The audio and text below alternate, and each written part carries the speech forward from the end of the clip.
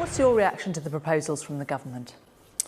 Well, I think the government's taking a very pragmatic view. I mean, we don't want to have a border between the United Kingdom and the Republic of Ireland. We have never had that border because of historical reasons. So there's no reason why we should have it in the future.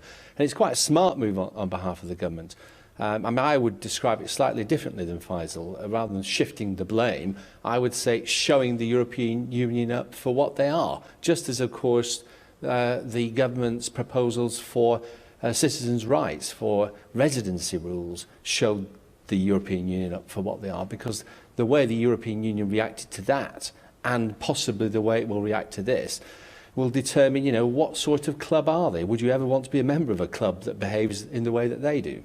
But the EU's decision is going to affect a huge number of people in the island of Ireland, in the Republic of Ireland, as well as in Northern Ireland. And we heard from Ireland's Foreign Minister a short while ago, and he said, whilst overall he's welcoming the fact that they're getting clarity on a lot of issues, that the delivery on these aspirations is going to be really difficult. Well, of course, it can be as difficult as Brussels wish to make it. The fact of the matter is that these things are rather simple in reality. The administrative process of customs, of course, is a complicated one anyway. But we trade with the rest of the world perfectly well under World Trade Organization rules, and we have rather smooth and slick customs arrangements. But we don't have a land border between those countries, do we? And we don't have a land border which has a really crucial role in a peace process that's taken, so many years to get right. Well, the government's put forward a very reasonable view of how this should be resolved, and it's now up to the Republic of Ireland and Brussels to respond to that. The one thing we must, of course, make sure in all these things is we can't let the Irish tail wag the UK dog. The fact of the matter is that we shouldn't agree to anything, including the new customs arrangements and the interim arrangements, which seem to have no end, seem to be more of a tunnel than a bridge, a tunnel without light at the end. We can't allow any of those things to prevent the UK from crystallising the real benefits of Brexit, which the government should actually embrace and declare this autumn. Whether or not we reach a negotiated settlement, the UK economy can be better than it is now. We can be richer than we are now, but we have to adopt the real benefits of Brexit. And what we can't allow is for Brussels to restrict us from doing that. And we can't allow things like the border between the north and the south of Ireland to be that problem. What do you think the benefit of Brexit is to those who trade across the border? We spoke to some people who work in haulage earlier today on Sky News. They're not seeing the benefit at the moment. Enormous uncertainty for them at the moment. Huge. Well, the government can dissipate the uncertainty by making clear what the post-Brexit economy will look like. And they ought to do that in the autumn statement in the November budget. So business will have complete certainty from that point onwards. But they just don't know how they're going to operate at the moment, do they? They don't know whether they're going to have to cross some kind of physical border. They don't know. Well, they can make that.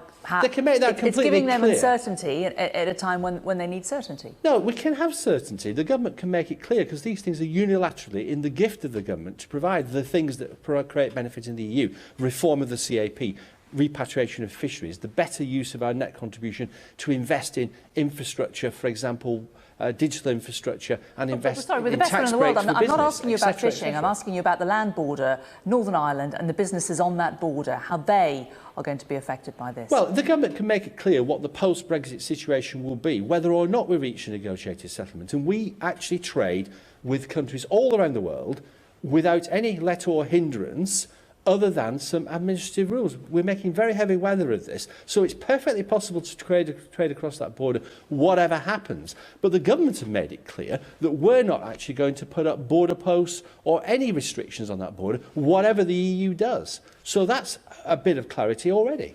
But what if the EU says that it wants border posts? What are we going to do, just pull out of Brexit? Well, that will be for them to choose. If they want to impose border posts going the other way, that's up to them. But it's still affecting those trying to work across the border, yes, isn't it? Of course. Whoever decides, the hauliers, that's not going to affect the hauliers, is it? There will be a small administrative issue under WTO rules of transporting goods from Northern Ireland to the south, if that happens. But that takes place all around the world, perfectly satisfactorily, and most of the trade that the EU does with the world, including with the USA, China, India, etc., takes place under WTO rules and the normal administrative processes that they that they actually have in place. There is nothing wrong with that, and compared with the enormous benefits that we can crystallise by leaving the single market and the customs union that will boost the UK economy, it's a small price to pay. What impact do you think Brexit has had on farming so far? We've had a lot of reports over the summer from farmers who've really struggled to get people to pick their fruit, for example, and they're very, very concerned about the autumn coming up. Well, there's a lot of scaremongering in this. We always had seasonal labour, but of course that seasonal labour used to go home at the end of the season, and there's no reason why that shouldn't continue. It will also encourage, of course, productivity improvement in farming as machinery is introduced rather than pickers. But the fact of the matter is, and the really important point is, when we leave the European Union, we can remove the common external tariffs that the EU force us to apply, and food prices will fall. That will be better off for hard-working families in the UK, it will provide them with more disposable income, and it will boost the economy. Now, what's wrong with that? Well, that's the opposite of what a lot of the farmers say, because they say if they're going to have to employ people from the UK, wages will have to be higher, and actually the price of fruit will go up. Well, no, price of fruit will go down after we leave the EU, because we'll be able to remove the tariffs, the 40% tariffs. You know, the tariff that the EU makes us apply to canned peaches to actually protect Italian peach producers is 75%.